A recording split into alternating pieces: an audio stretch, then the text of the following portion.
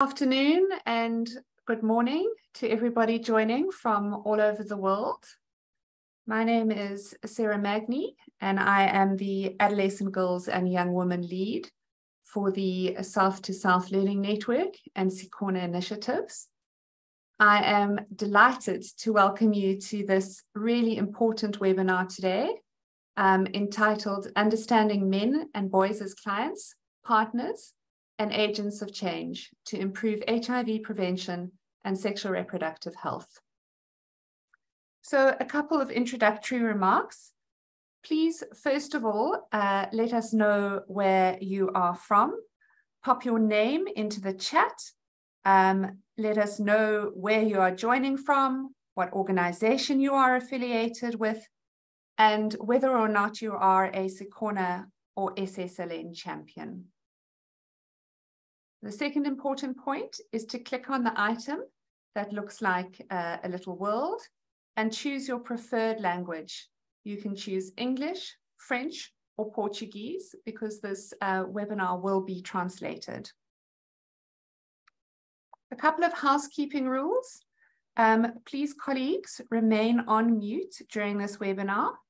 If you do have questions or want to participate, in any of the different discussions that we will be having, please use the raise hand function.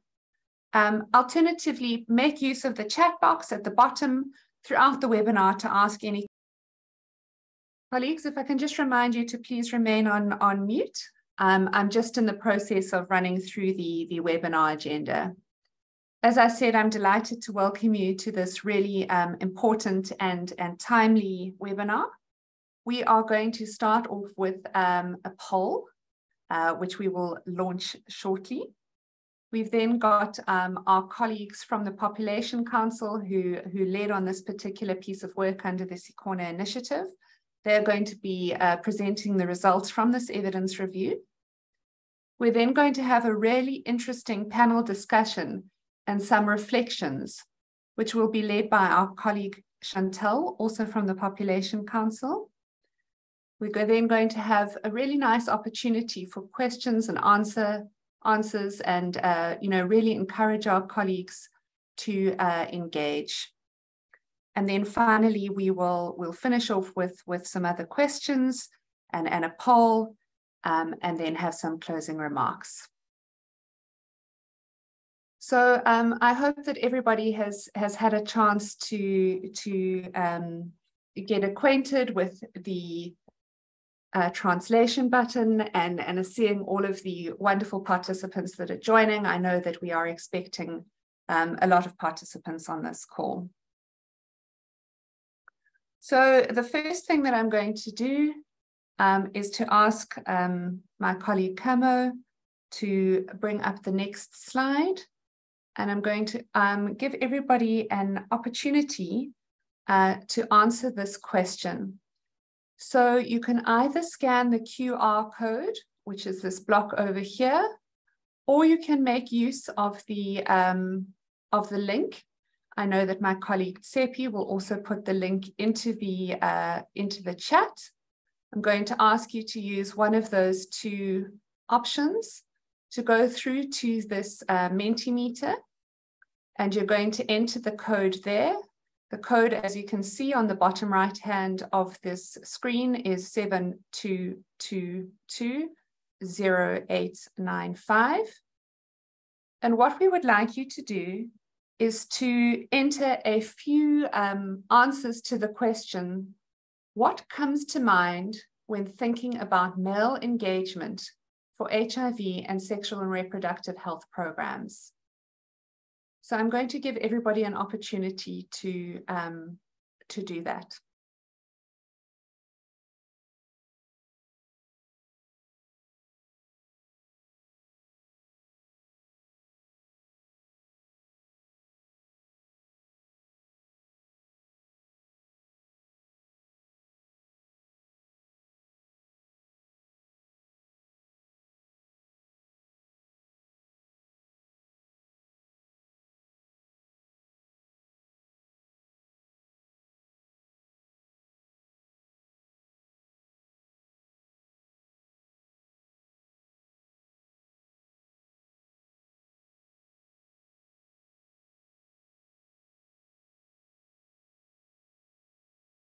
Excellent. So I see that we've already got some comments coming up on the Mentimeter.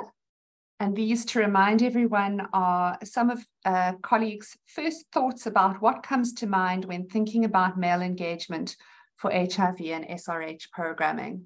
I want to make sure that we're being inclusive and not leaving our Francophone and Lusophone colleagues out. So please feel free to answer in French or Portuguese as well. But some of the answers we're getting, and this is very interesting: woman-focused, okay, reluctant, poor, lacking, stigma, resistant, barriers. So it seems like there are quite a few thoughts that people have around sort of barriers to and difficulty around men being able to engage in HIV and SRH programming. I see that we've also got some colleagues who are putting messages in the chat, and that's absolutely fantastic. Please feel free to do that if it's difficult to access the Mentimeter as well. And I think that the comments that we are seeing in the chat reflect those that we're seeing on the Mentimeter as well. I think there are also some other comments that are coming up that look quite important as well. I like the one that I'm seeing there around needed, involving men, inclusion. Oh, this is an interesting one. Where are these males? So how do we find these men who might be considered reluctant or resistant or hard to reach?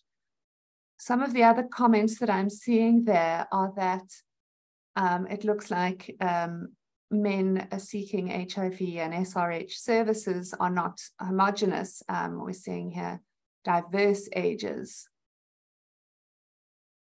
But a lot of the comments that are coming up around seem to be around men being underserved. Oh, good. Heterogeneous. There's another one. This is important as well. Instrumentalists. So really seems like somebody who put that there thinks that men are really important, or male engagement in programming is really critical. And I saw somewhere that human-centered design came up as well. So perhaps that's one of the strategies that a colleague is suggesting to try and involve men. Some other comments that are there are related to the actual risk behavior themselves, talking about intergenerational sex. And then also some more positive themes around joint responsibility, couples counseling, and really emphasizing the role that men play, not only as themselves, you know, in relation to health for themselves, but also in relationships. I'm going to just give us another 30 seconds or so for anybody who's just joined. I see that we do have quite a few colleagues who are still joining, but maybe just to comment perhaps on some of the comments we're seeing in the chat is that people are saying that it's as important that SRH services involve men as it is women, and that it may be that in fact, if we do not involve men, we really are missing a link.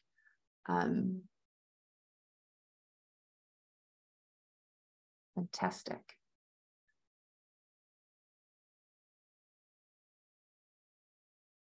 Okay, so I think that we have got over 100 participants on the call now. Quite a few people have commented on both the Mentimeter and in the chat. So once again, welcome to this really exciting webinar on this important topic. What I'm going to be doing now, and I think if we can move on to the next slide, please, colleagues.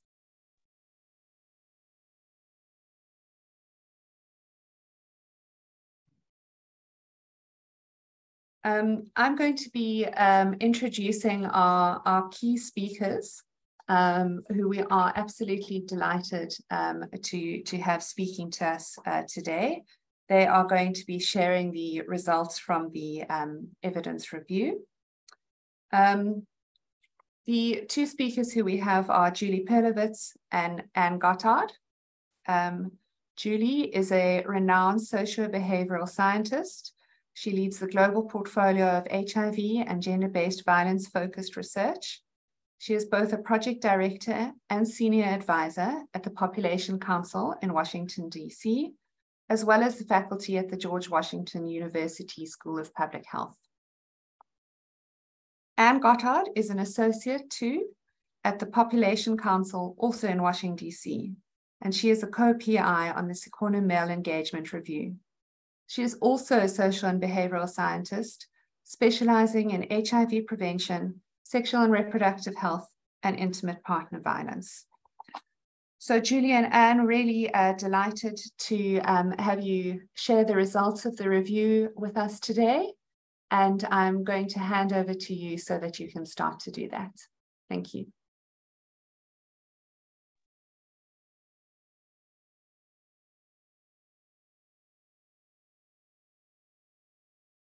Thanks, Sarah. And thanks so much, everyone, for joining us. We are very excited to finally be sharing the results of a long review process. So I will be presenting today on behalf of my Population Council and Genesis colleagues listed here. So let's go ahead to the next slide. So first, we'd like to give you a bit of an overview of what we'll be covering. So we'll provide a brief background for the project and the objectives for this webinar. And then we'll give you an overview of the systematic review of reviews we conducted and talk through effective strategies to engage men and boys for SRH coming out of the review. And finally, we'll turn it over to our panelists to reflect on the findings and then open it up for wider group discussion. Next slide, please. And next slide. So there's now widespread agreement about the need to engage men and boys to improve HIV prevention and a range of sexual reproductive health outcomes, while also protecting the autonomy of women and girls. We need to engage men and boys to improve their own well-being and that of their intimate partners, including adolescent girls and young women, and to create enabling environments that promote better SRH and gender equity for all. However, there is quite a bit of uncertainty still about how to engage men and boys. Are they willing to participate in programming? Are there effective strategies to engage them? Would these strategies work in my own country? Next slide, please. So what does the evidence say? There is a lot of evidence out there to suggest a clear path forward for engagement. There are thousands of primary studies. For example, a single study might describe a specific evaluation of a program in a particular country. And there are actually dozens of systematic reviews of these primary studies. As you can see on the left, in the systematic review, a reviewer is collecting many specific primary studies and synthesizing information from those studies. When we went to go to do a systematic review of the evidence, we realized that there are actually dozens of reviews, systematic reviews already conducted about male engagement. So we decided to do what's called a systematic review of reviews, meaning we collected systematic reviews and then we synthesized information from them. This is an increasingly common tool as there's more literature out there. And why do this? A systematic review of reviews provides user-friendly summaries of the breadth of research relevant to a decision without decision makers needing to assimilate the results of multiple systematic reviews themselves. Next slide. So our objectives for today's session are to share findings from this evidence review, create a space for champions and other stakeholders to engage on this topic, and to invite participants to share their own experiences and knowledge. Next slide. We organized our review around the framework you see here. When we think about what it means to engage men and boys to improve SRH, we can think about them as clients in terms of meeting their own healthcare and prevention needs. We can think of engaging men as equitable and supportive intimate partners, including to support their partners and their family's health. And we can think of engaging men as agents of change, which really we've come to see more in our field as broadly promoting and enabling gender equitable environment for SRH. Next slide. And next slide. So to conduct this review of reviews, we followed a systematic process recommended by the Cochrane guidelines. This entailed topic selection, creating the protocol, searching for, screening and appraising the quality of reviews, abstracting the data, and synthesizing and interpreting results.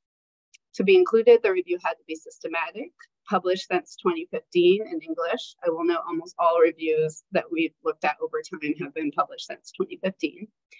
Include at least half of studies from low and middle income countries, and cover at least one of 7 SRH components. Include a focus on interventions to engage heterosexual men and or boys, and include studies with any methodology.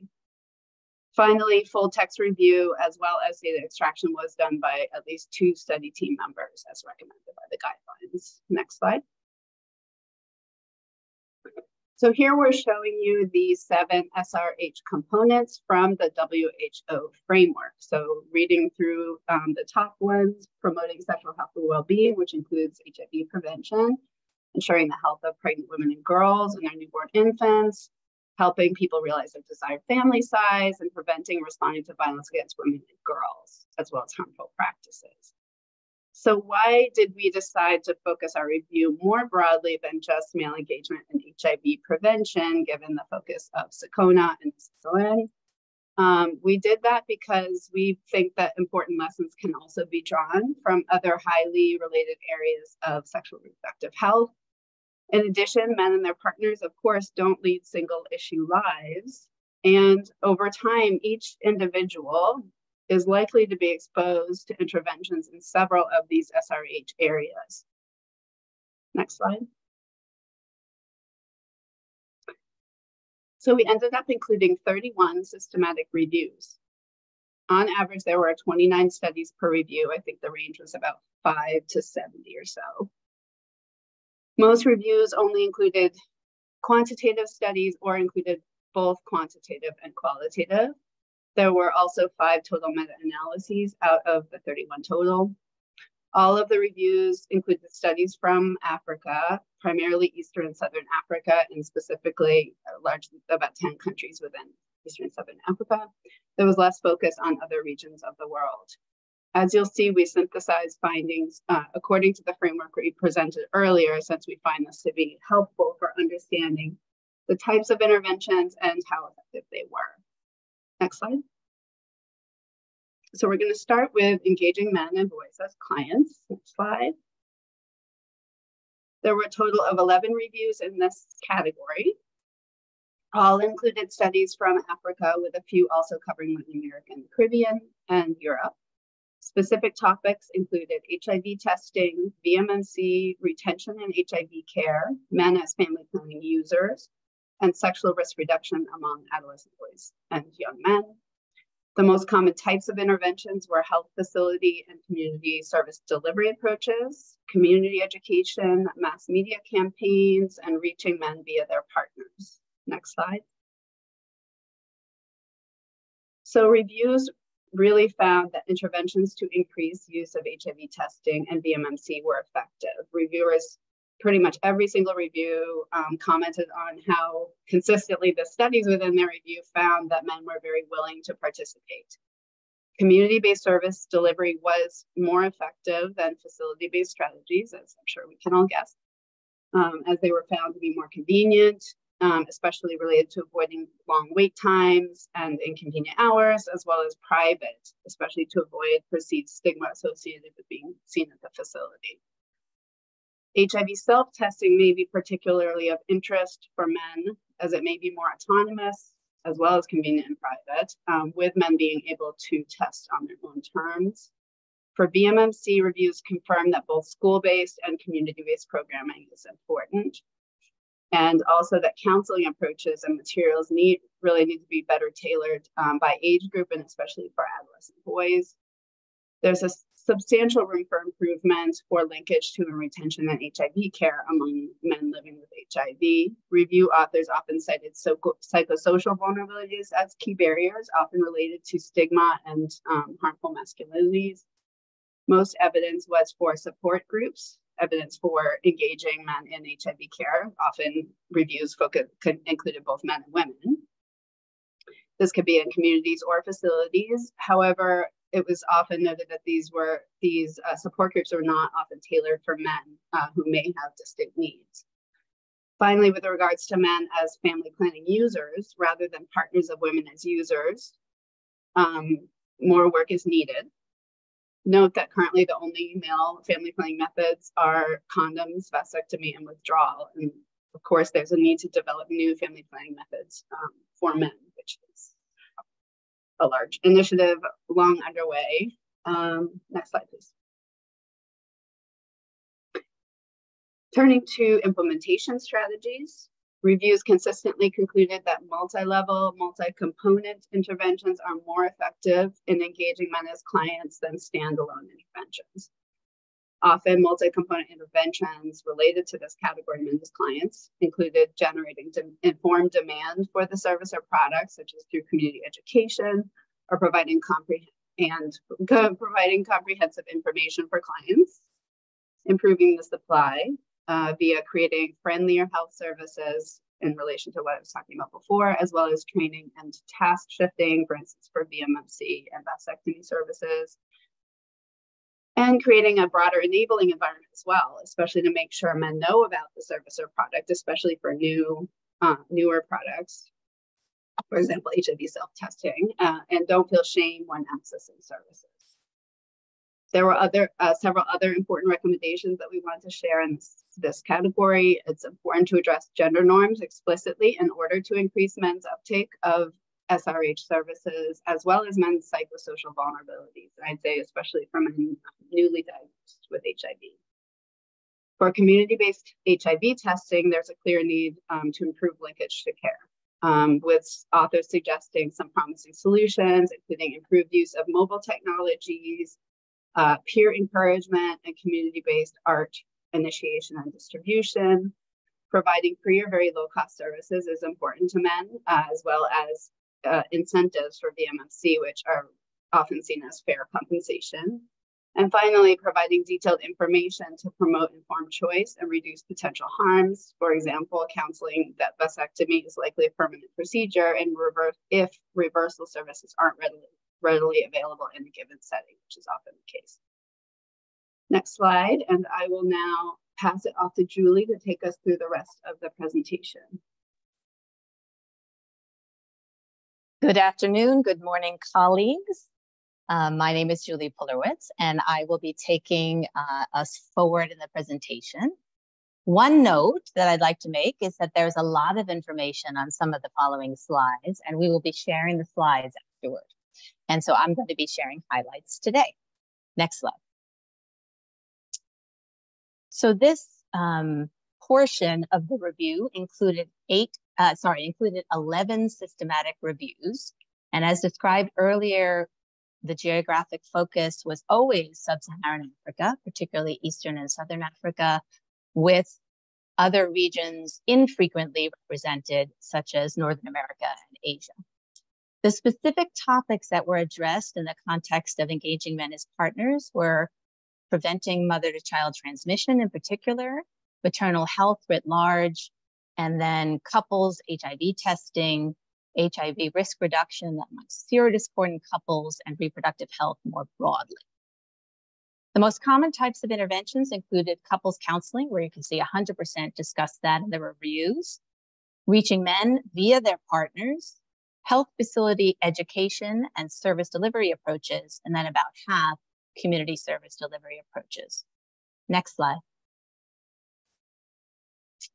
In terms of the effectiveness of these approaches, overall, the reviews concluded that male partners wanted to be involved in programming with men in the context of couples, both for their and their partner's sexual and reproductive health, and that the results were highly beneficial for a range of outcomes, including gender-based violence, HIV prevention, and others. Also, the reviews concluded that male involvement was not detrimental for women, which was something that the reviews closely looked at, and that multi-component interventions were more effective, as was mentioned earlier, for men as clients as well. So as an example, invitation letters from facilities to invite men to participate in PMTCT programming alone were not particularly effective, while an example of a multi-component program might be couples counseling combined with a welcoming health facility and community norms change more broadly. We would also highlight that couple counseling was very effective for preventing HIV transmission, as well as promoting maternal health broadly, with the important caveat of using well-trained counselors with appropriate characteristics. Not all health facility staff are appropriate and interested and willing to provide couples counseling. Also, that community health workers were really quite effective in couple counseling programming, and sometimes more effective than health facility staff. And then finally, couples HIV testing is a really important option, although not used as widely. Next slide.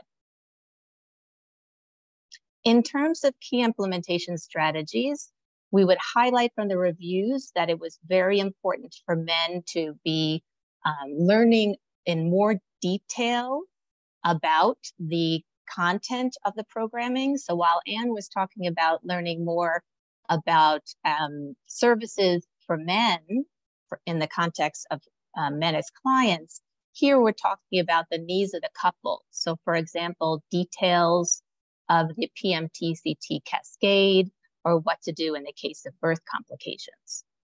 A second important theme was making health facilities more welcoming for men to accompany their partners. And then thirdly, careful interventions that design was critical to ensure that there aren't unintended consequences and to avoid harms for women. In particular, two examples of HIV serodiscordant couples, where one member is living with HIV and the other not, how to deal with the range of challenges there.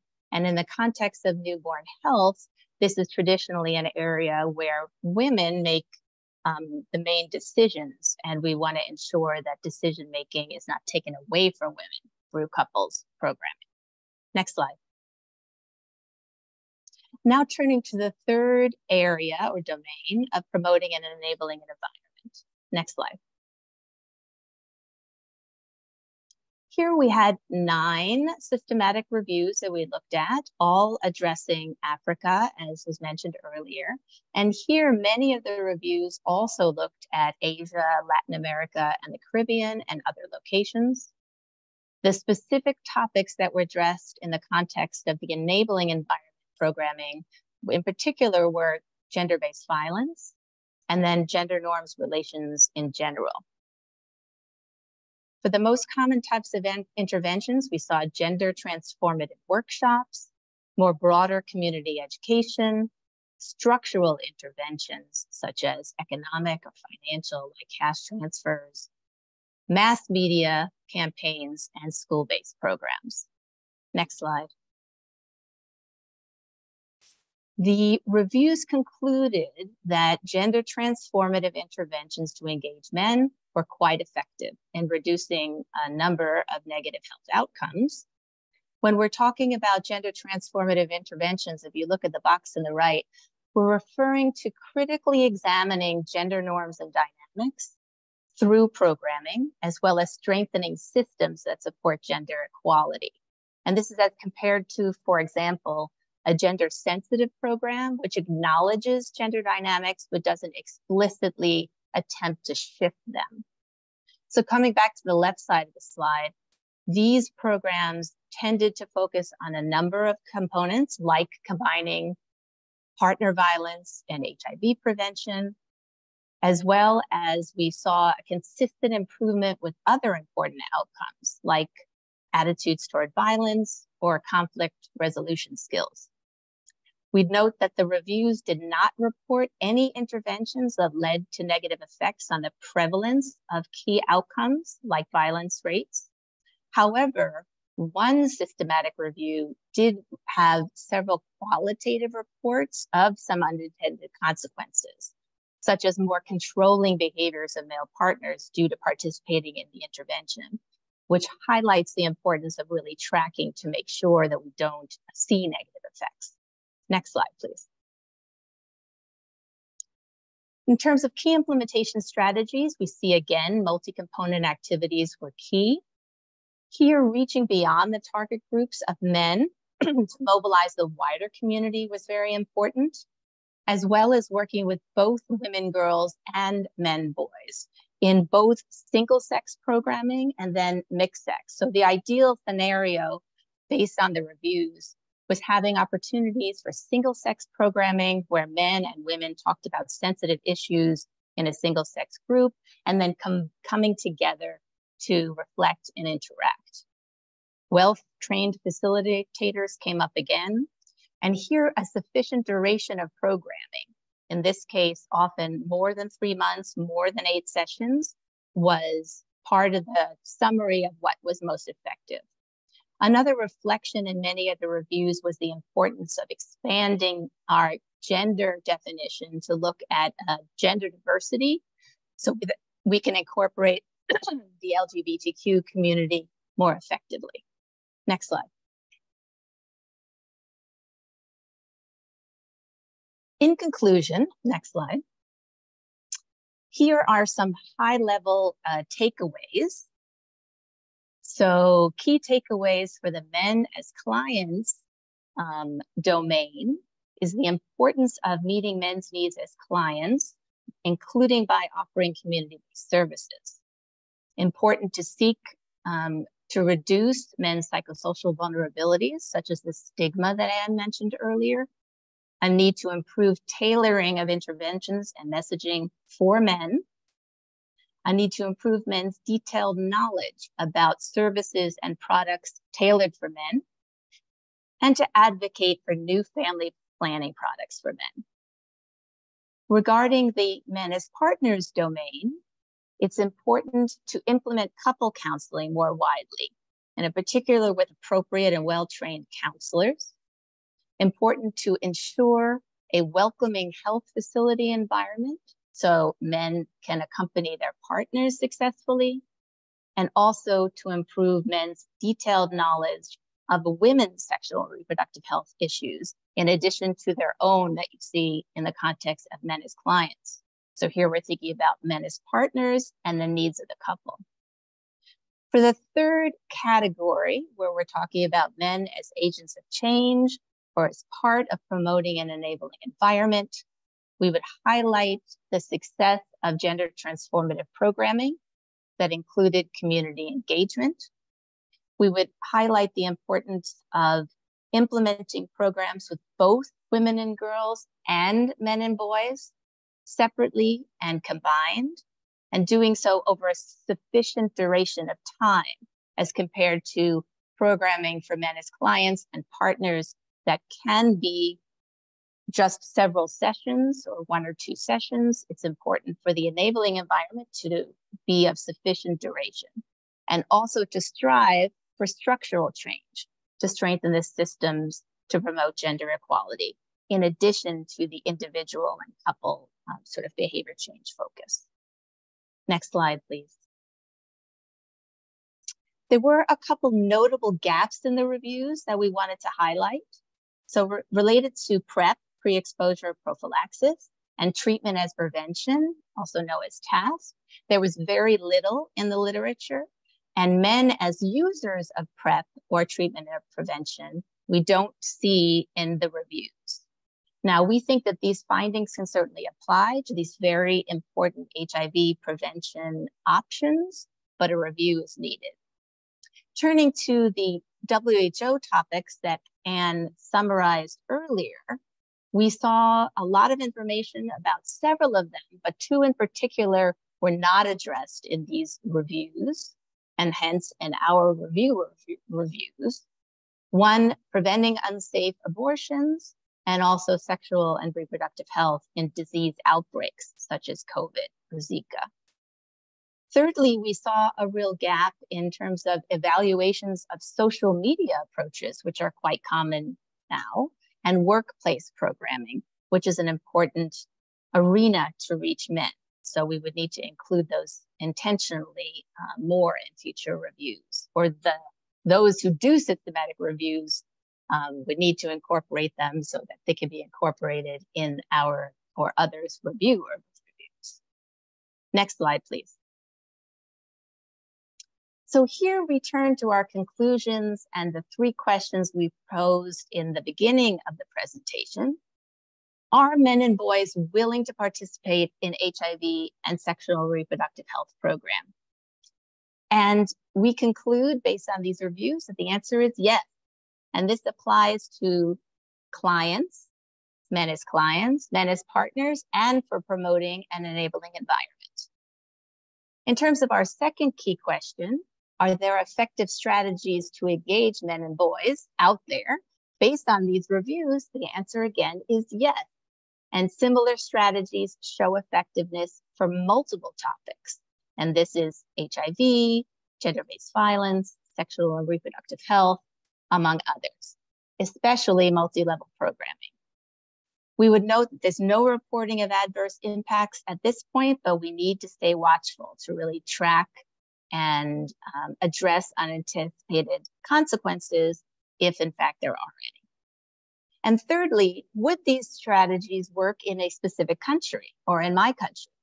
And based on these reviews, we would conclude the answer is yes, that given similar approaches and components across topics, and particularly since most of the evidence is coming from Eastern and Southern Africa, we think that it's likely to be applicable, but it's very important to pay attention to cultural specificity. And if there is an intention to adapt or expand programming in a new setting, to pre-test and check with the community about appropriateness of programming. So next slide and final slide, please.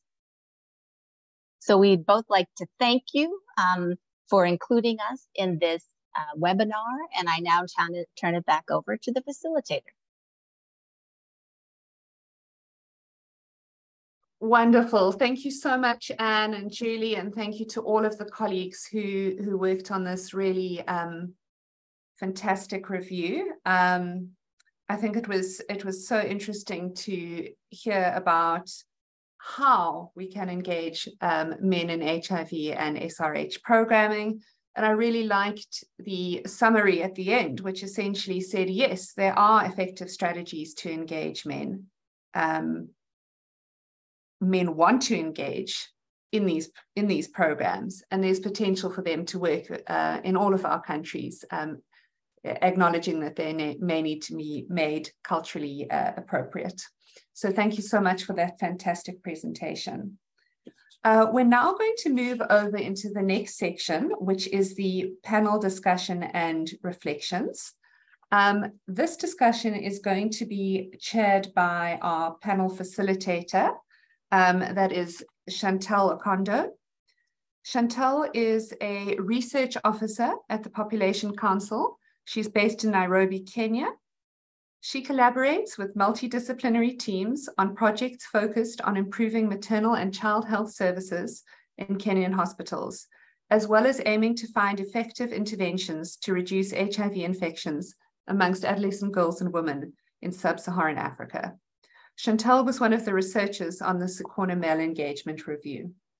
Chantal, I'm going to hand over to you, and I think we can pull up the next slide so that you can introduce the panelists and start the panel discussion and reflections. Thank you. Thank you, Sarah, and welcome everyone. We do have an exciting panel for you lined up today, so I do encourage everyone online to pose your questions to the panelists to kind of inform our lively discussion. So the 3 panelists we have today, I will start with Nozipo Shabalala. She serves as the men's health integration expert for KwaZulu-Natal in South Africa. She aims to deliver comprehensive and integrated packages of care for men and young boys across the life course. She has also previously worked for nearly a decade in HIV/AIDS preventative research. Nozipo has a postgraduate diploma in public health, a postgraduate diploma in clinical management of HIV/AIDS, TB, and STI management, and she's currently enrolled in a Master's of Public Health program at the University of KwaZulu-Natal. Welcome, Nozipo. If you can share your video, we'd love to see your lovely face today. Our next panelist is Louis Masi Katoka. Louis is a prevention program assistant and Next Gen Squad representative for Zambia under the Mosaic project at FHI 360. She's also an HIV prevention ambassador and a South to South Learning Network champion under the AGYW pillar. She has co-authored abstracts and manuscripts to share qualitative findings about AGYW preferences for PrEP methods and their parents' or male partners' role in PrEP support. Welcome, Louis. And finally, I have Michel Ose Drouai.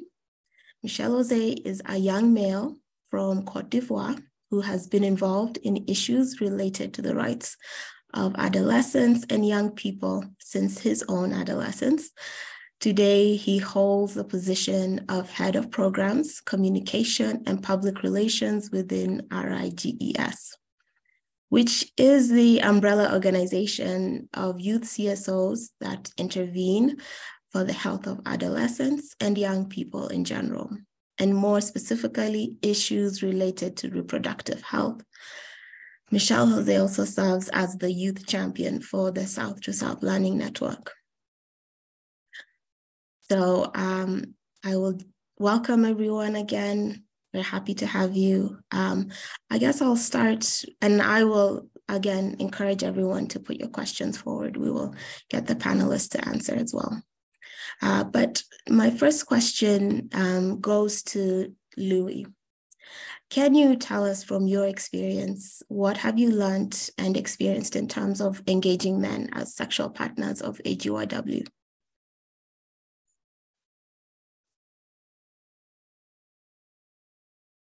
Thank you for that question, Chantel. So lessons learned from PrEP preference study that we conducted in 2021 by the Mosaic project in collaboration with the Ministry of Health in 5 provinces of Zambia, where AGYW and their male province partners, were interviewed on PrEP preference and use among AGYW, as well as the activation session workshop, which we held last December, which was a 3-day consultative meeting to just co-create solutions with youth leadership, and focused on AGYW and their male partners, where firstly, when it comes to communication, male partners are usually unlikely to initiate HIV prevention discussions with their partners, and women are actually more likely to do so as compared to men. And some men actually feel that it is the woman's role to initiate these discussions,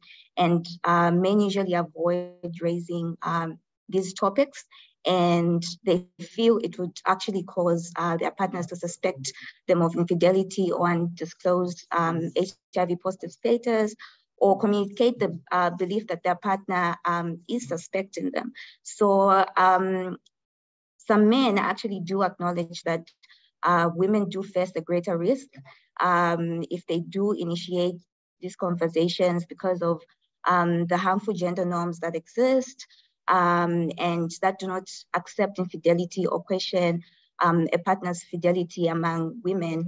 However, I think many men and women do consider communication important because it fosters discussions and also options and reasoning, and also just helps avoid misunderstandings that might lead to conflict. And I think it is for that reason that some couples actually do have successful discussions around HIV prevention, SRHR, HIV testing, especially if a particular couple is a married couple. And in most cases, men actually do suggest ways in which their partners can initiate this discussion safely. And a second lesson that I learned is that when it comes to making decisions about HIV prevention, many men actually feel that it is a man's role to make the decision about method use. And of course, it's still particular to a marital setup, you know, when this couple is married.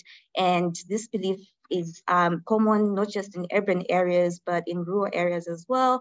But then some men do acknowledge that this traditional norm is slowly starting to change in more liberal households, and do advocate for joint decision-making. And women actually feel that HIV prevention methods use should be a woman's decision because many reproductive health decisions are regarded as women's business. But then there's also been a shift in thinking, because most women now largely do agree that when it comes to decision making, they would rather talk about it with their male partners, just for them to support them with the method choice, and for them to just have a joint decision. Yeah, thanks, and over. Thank you, Louis. And, you know, I really just thank you again for highlighting that importance of addressing the harmful gender norms and joint decision-making. Really good points. My next question will go to Nozipo. In your role, can you share with us what informed the KwaZulu-Natal government's decision to embark on developing a men's health policy framework, and what are some of the key lessons you have learned along the way?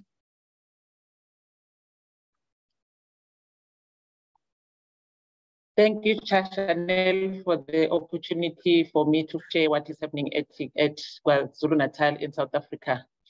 Actually, what happened with us is that we did not have no policy that was governing the health of a man, be it at a national level, be it at a provincial level. So the starting of the policy framework just started recently. It started sometime in May, that was this year.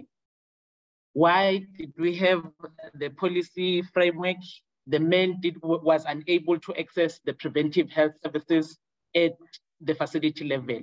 So there was no guideline that was governing them in terms of how do they go about if they come into the facility. And there was nothing that was even guiding the healthcare workers at the facility levels to say, what is it that needs to happen for the men as a whole at the facility level?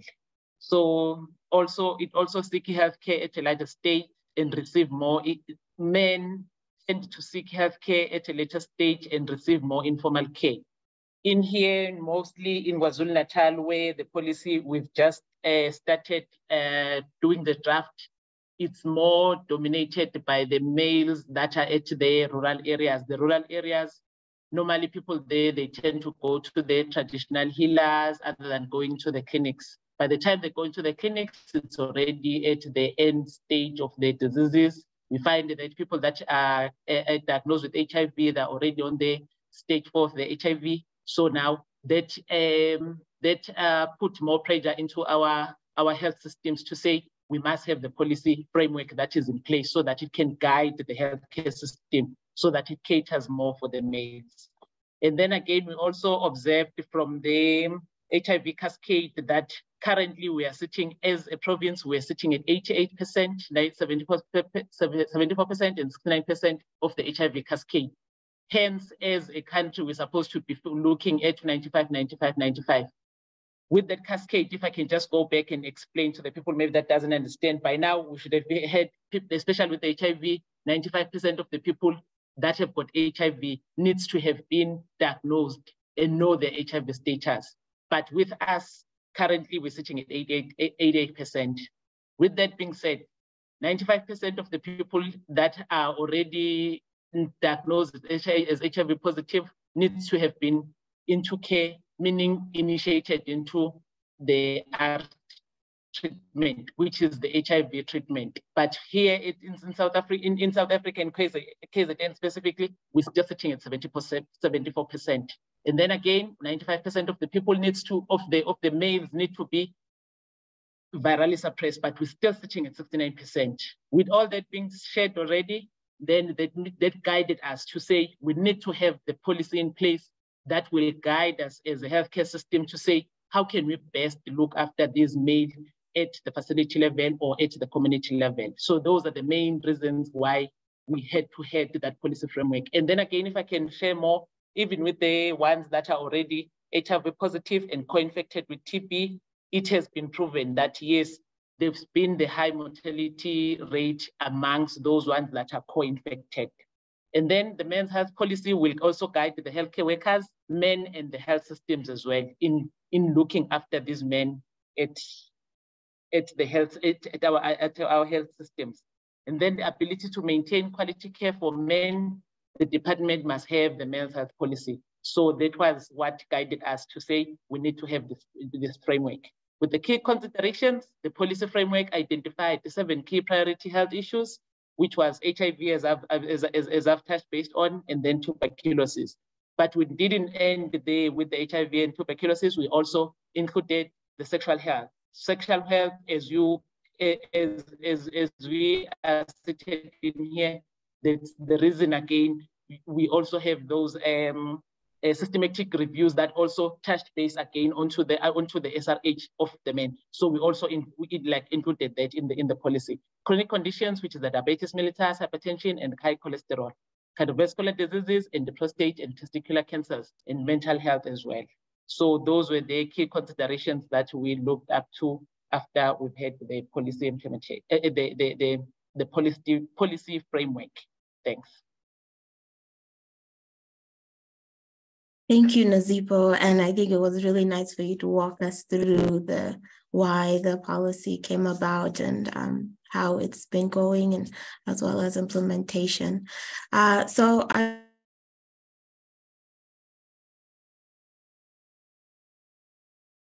Chantal, you've gone on to mute. If you could just unmute yourself.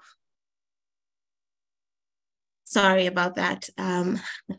I don't know where it cut off, but I was just, kind of acknowledging Nazipo, and, it was really good to see that journey from where the policy started to where they are right now, and really that emphasis to look at quality of care for men as clients.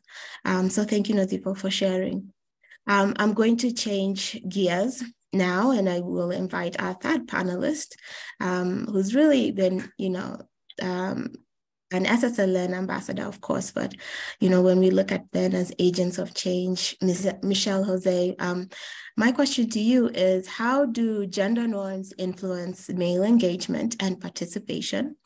And how do you think this can be addressed to ensure that men are supported as agents of change? Thank you.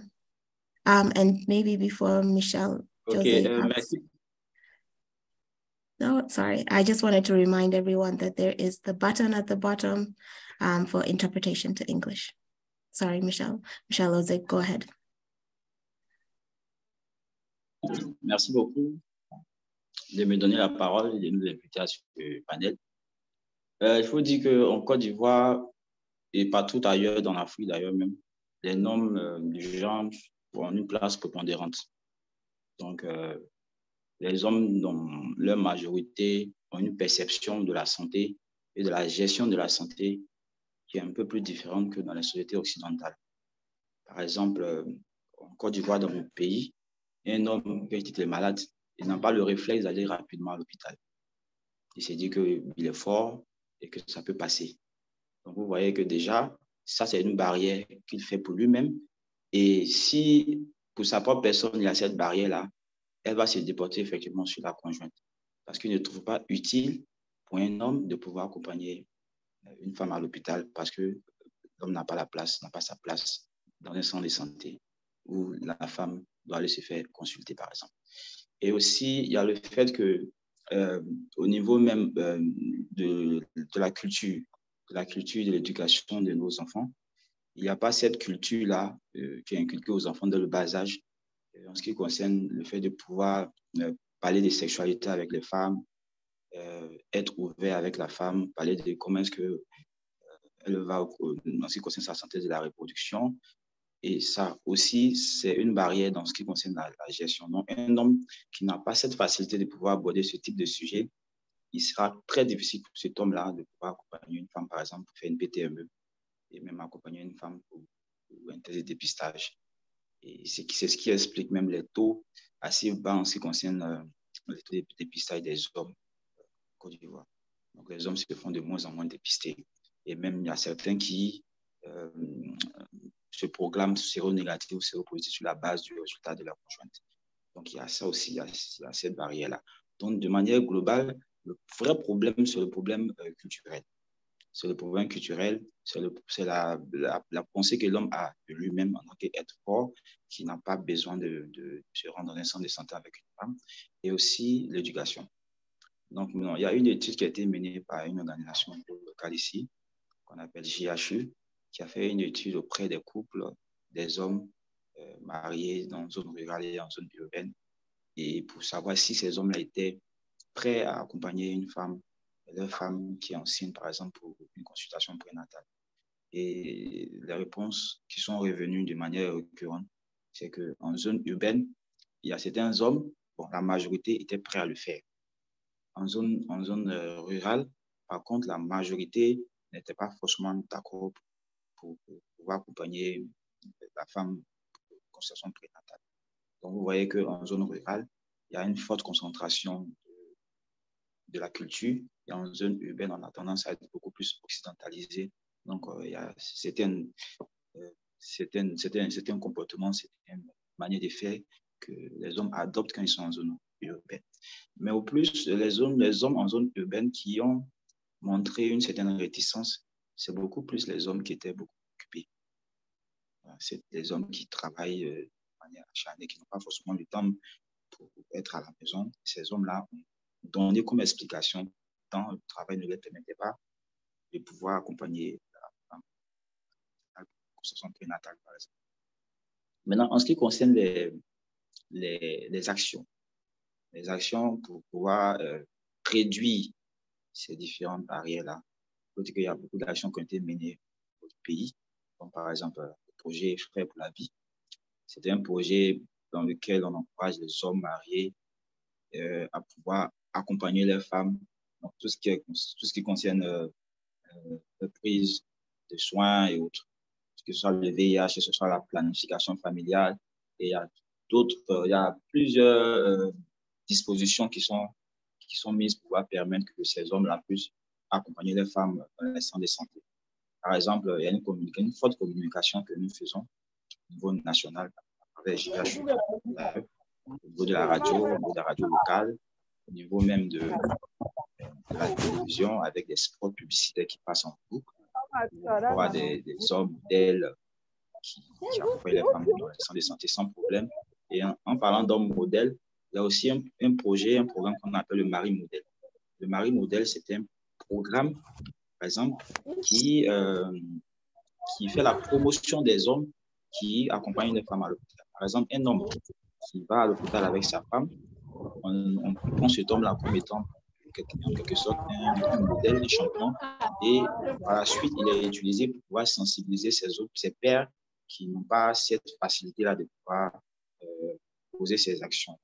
Et même pour ces hommes aussi qui accompagnent les femmes à l'hôpital, ce même programme-là mène un certain système en place dans lequel, par exemple, quand l'homme accompagne la femme à l'hôpital, il n'est pas oisif, il n'attend pas que la femme finisse ses consultations, mais automatiquement, il bénéficie de certains services. Donc, il peut prendre son pouls, vérifier sa tension, un paquet de services qu'il lui a adressé pour que cet homme-là puisse prochainement revenir. Il y a même des conseils en couple qu'on leur donne pour pouvoir leur permettre de pouvoir aussi, pour ceux qui sont réticents, ce qui concerne le test de dépistage, aller au dépistage de manière volontaire.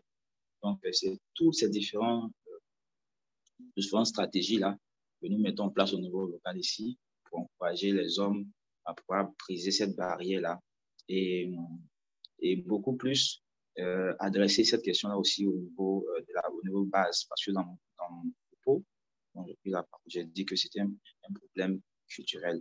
Donc, le problème culturel ne peut être résolu que déjà à la base avec les plus jeunes. Donc, je pense que je vais m'arrêter là et répondre à d'éventuelles questions sur comment est-ce qu'on développe la stratégie au niveau de notre pays pour réduire ces normes-là, ces barrières-là. Merci.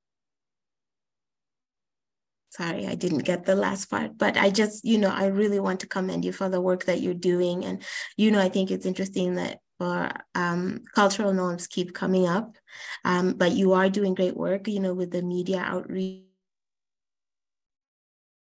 I know we're getting to the tail end of our discussion, and I do see there's been kind of an active conversation in the chat. But, in the interest of time, I will pose one last question to the panelists, all of you. We have had quite a bit of information for the last hour, but from the review, has there been any surprising findings? And why? Why do you think they were surprising? Could we start with Louis?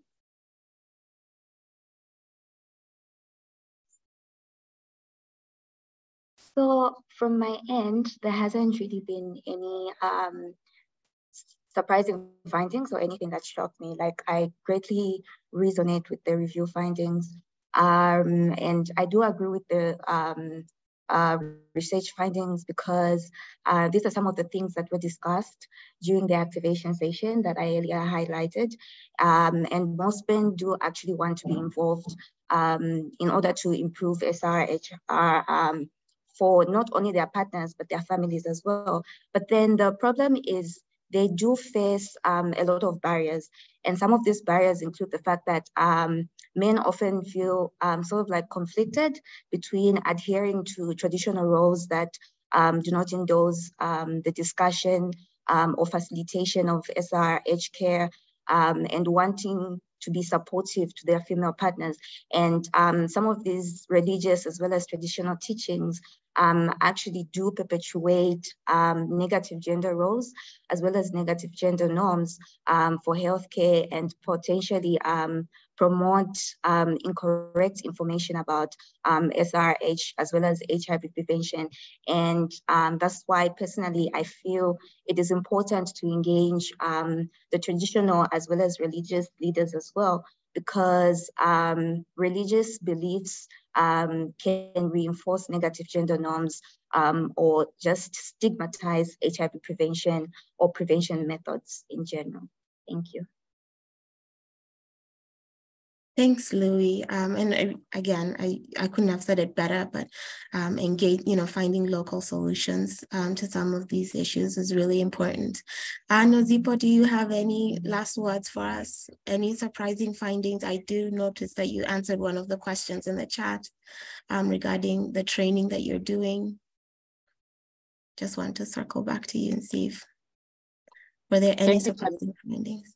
Thank you, Chantel, once more. Actually, there wasn't any of the surprises, except that, yes, from the answers that I was observing, was that in some other places there are men that are more interested again into the decision making when it comes to the SRH.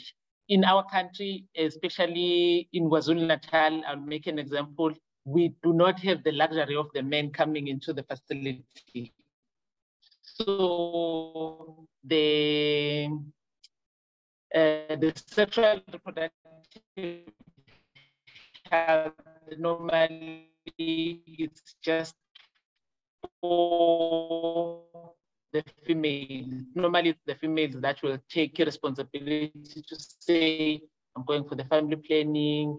If there's any problems, it's normally, even if there is a problem of infant, the male side, normally the people that will go and seek help is the females other than the males. With that being said, that's the challenge again that we're facing in South Africa as well. You'll find, which even if you can look at the statistics, if you can look at facilities, the numbers, they're just very minimal. But when it comes to the women coming for the tubal ligation, for the long-acting family planning, you will find which there's a lot of females that comes, and you will hardly even see the males that comes and accompany them whilst they're seeking those sexual health related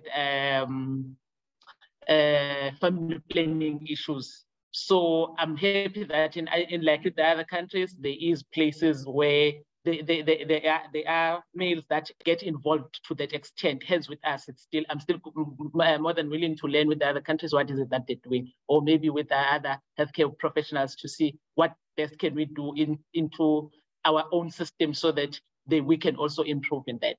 Thanks. Thank you, Nozifo. And maybe you and Michelle Jose could come together and like have a powwow on how he's done the basic services for the males and some of the media engagement that he's been involved in. Michelle, over to you as our last speaker so we can wrap it up. Any surprising findings? Any last words?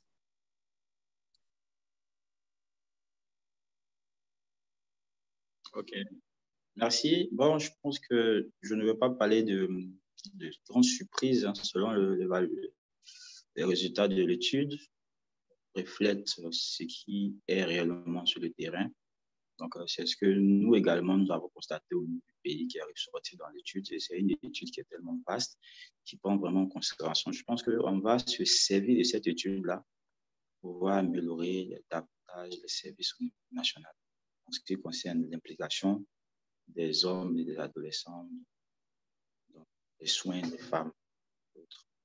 Je pense que l'étude, il n'y a rien de choquant, il n'y a rien de surprenant. C'est le reflet de ce qui existe sur le terrain que nous avons constaté dans la présentation.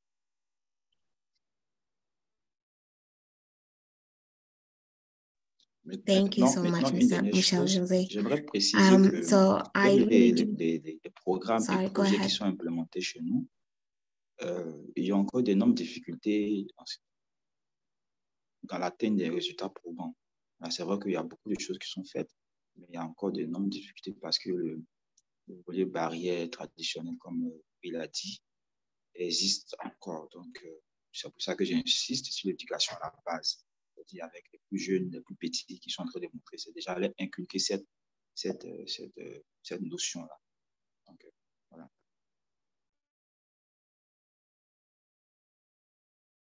Okay.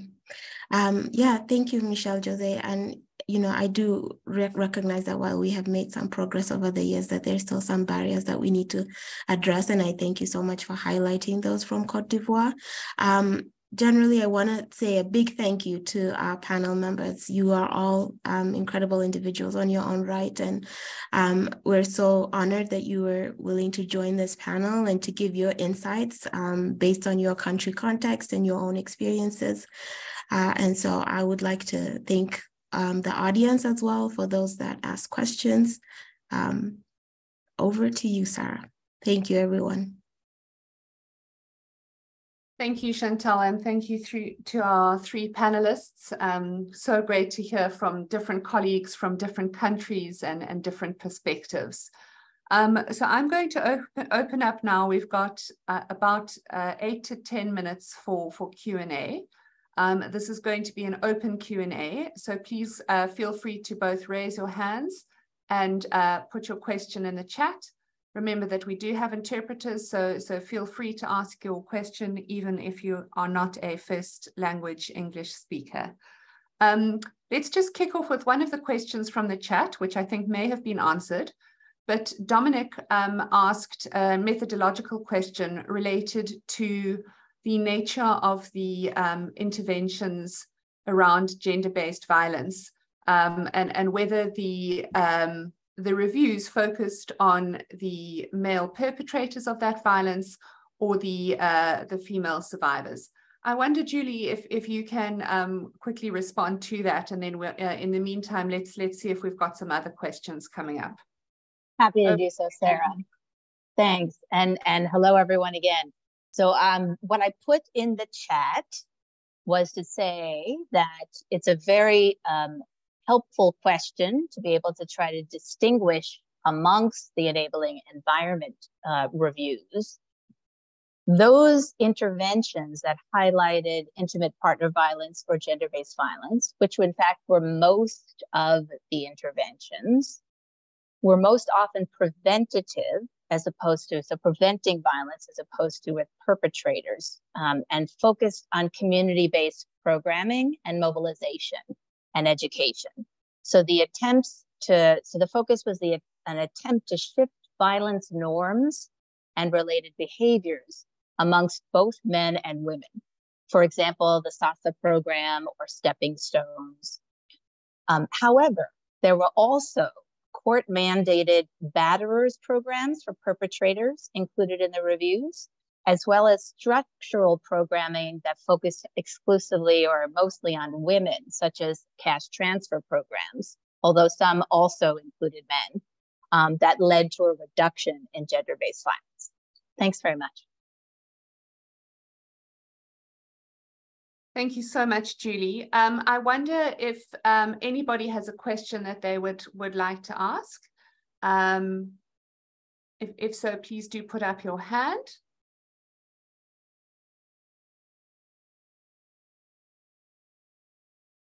Okay, I'm not seeing any hands at the moment. I am seeing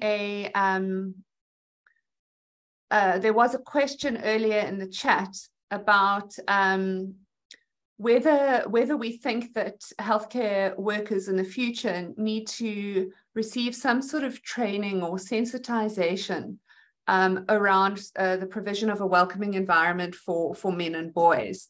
I know that Nozipo answered that question, but perhaps some of our other panelists, or perhaps Julie Ann or any of the other authors of the review would like to weigh in on that question. So let's start off. There we go. Julie, I see you're on camera. Would you like to come in on that question? I'm happy to jump in and at least provide the initial response. I think that based on the reviews, we saw successes with within the health facility of trained healthcare workers to offer couple counseling, for example, couple-oriented programming. However, they really needed to, it's a self-selected group to a certain extent. Not everyone's interested or skilled at doing it. It would be great to expand on that. I personally have been involved with a program where there was training around couple counseling, particularly around HIV testing and disclosure of responses and next steps for the couple.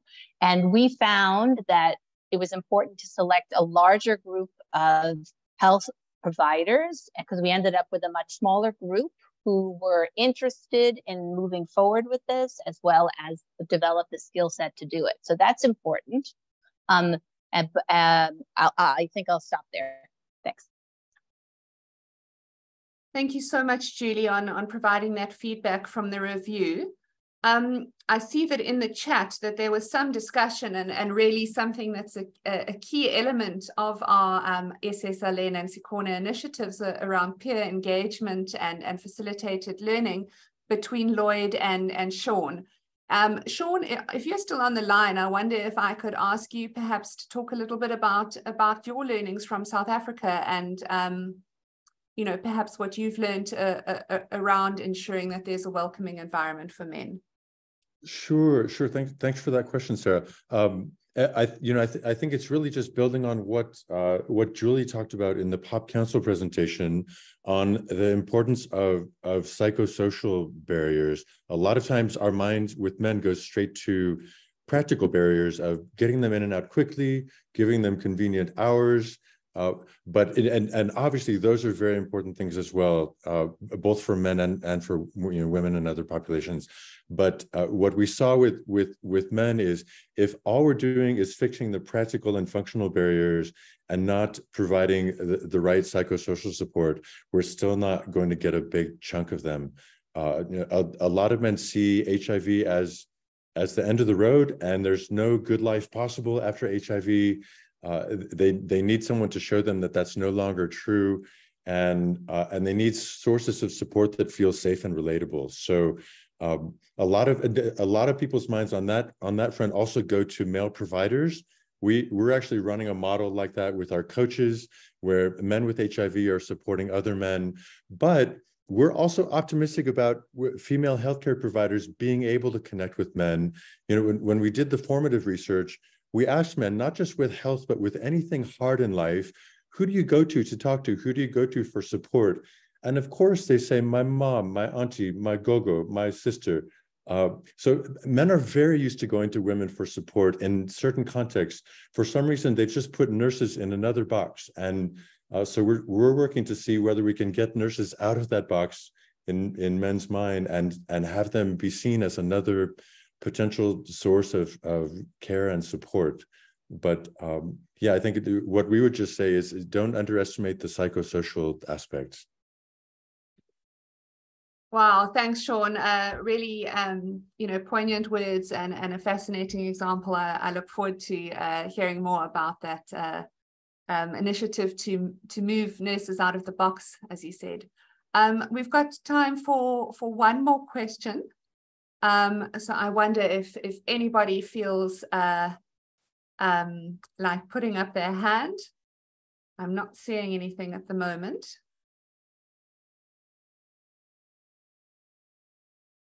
Okay, in which case I'm going to move to the next section, which is a participation. I'm going to ask my colleague Camo to pull up the next slide.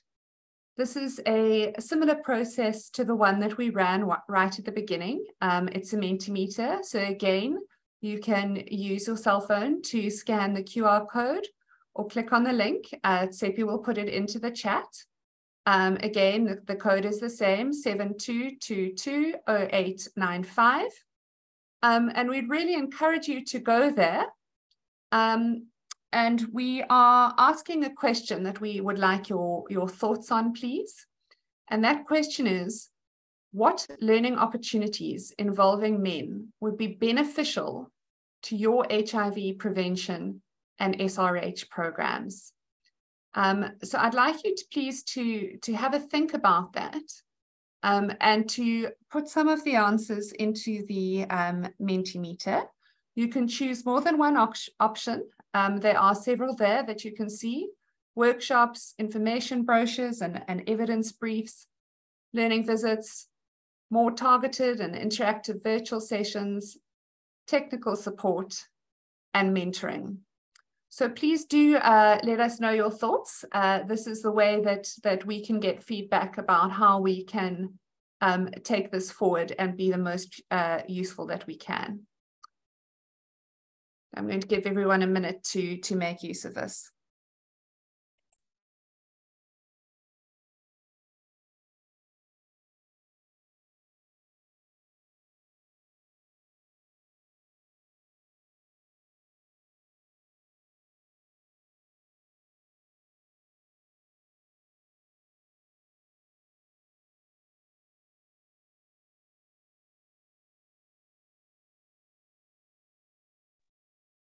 Okay, so we've got some real-time changing graphics here, which is quite interesting to see.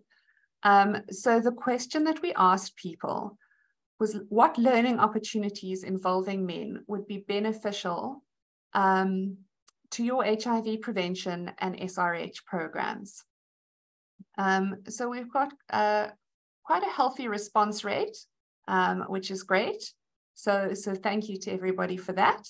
I think what we're seeing is that, well, it keeps changing. Maybe I'm being premature in my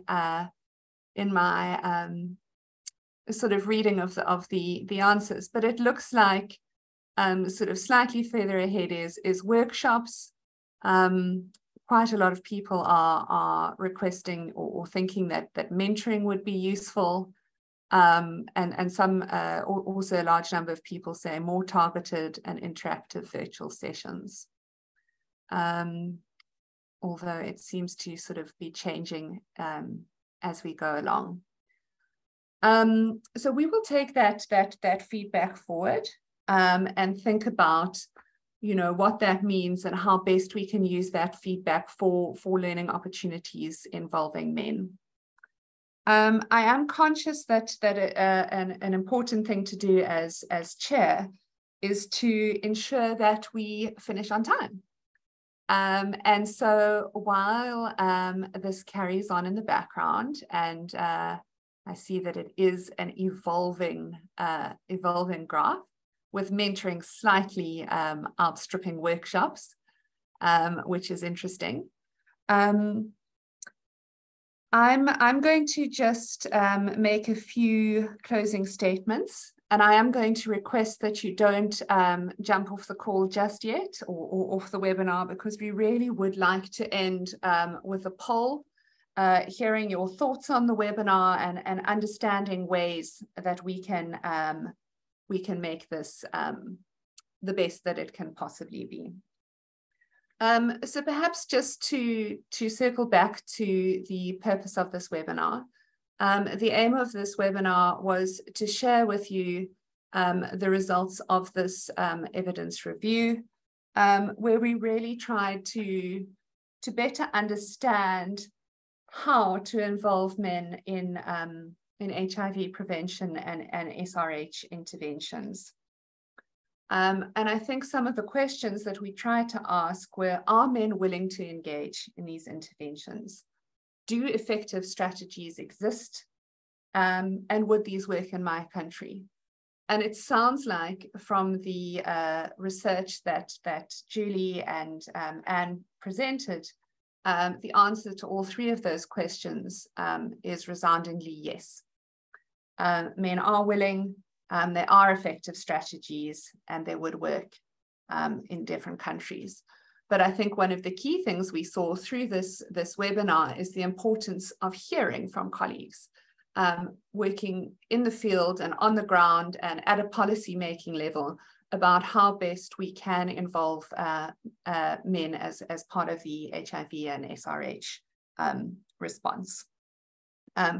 So I think that I want to sort of close off by saying a really big thank you to everybody involved. Thank you to the SSLN and SYCONA teams for setting this up. Thank you for the team that worked on this important review. Thank you to our two speakers, Anne and Julie. Thank you so much, Chantal, for being our facilitator. And thank you so much to Nazipo, Louis, and Michelle for sharing your diverse experience and putting in the time. We really are very grateful. Thank you to all of the colleagues who made sure to spend this time with us and to participate so actively in the chat. We really, really appreciate that. So please don't log off just now, seeing our numbers are starting to decrease. I'm going to ask my colleagues to share the Zoom poll so that we can just get some feedback on how you found this session, both in terms of how you found it in general and how useful it was. So I'm going to ask you all to please do that before logging off. And thank you very, very much, everybody, for making time to attend this. And we hope to see you on further SSLN and SYCONA engagements.